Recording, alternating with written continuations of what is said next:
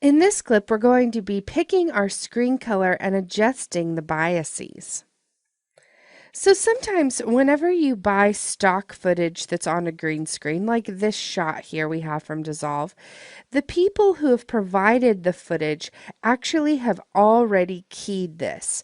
So whenever we're looking at this, you can tell it's already been keyed because the color is just too perfect, too uniform, and a little bit more of a indicator that this has happened is if we look at this spot here where his arm moves, we just get a little bit of an unnatural way that this hole is closing as he turns.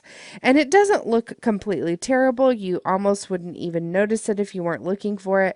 But this is not a great clip for me to show you how to key a green screen, because if I simply type in key light and drop it on here, it is a one-click solution. If I go to screen color and pick it, we're matted and ready to go.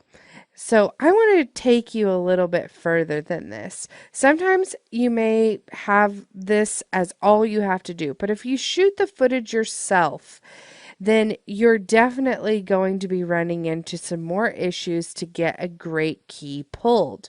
More often, your green screen footage is going to look something like this.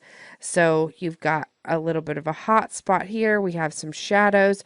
We've got these pieces on the edges. Lots of stuff to take into consideration. So let's go ahead and drop key light onto this layer.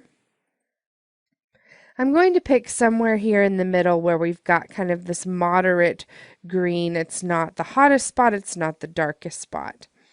And right away you can see this pulls a fairly decent key as far as what we can see on the edges and all of this stuff. But I also notice right away that his jacket is getting very choppy looking. If I turn it off, you can see that the jacket is losing a lot of information. So one thing that we can do to help this a bit, if I turn this back on, is to pick our despill and alpha bias. Now these are locked together right now, but basically what you use this for is to pick the skin tone of the person. So I'll go ahead and grab the eyedropper, and we'll just get a nice little bit of kind of that middle range skin right here on the edge of his neck. And you can see that actually did help clean this up just a little bit.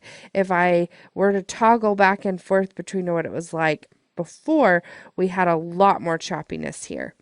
So those are kind of your first couple steps to getting a good key.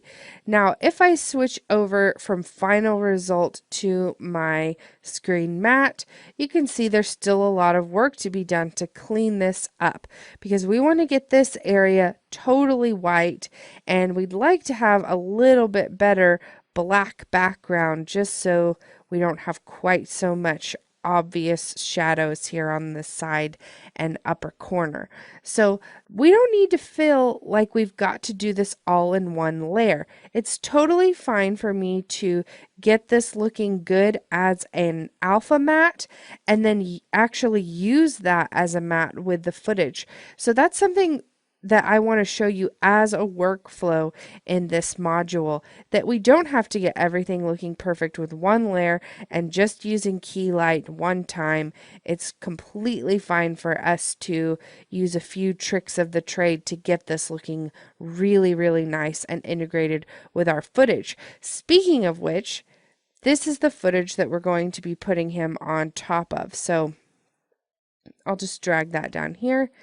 And right away, you can see that if I scrub through here with this on top, we're getting just so much of this dirty edge of the screen here. So we need to work to get that cleaned up. So I'm going to turn off the visibility of that layer for now, and we'll come back in our next clip and start talking about masks and the screen matte clip.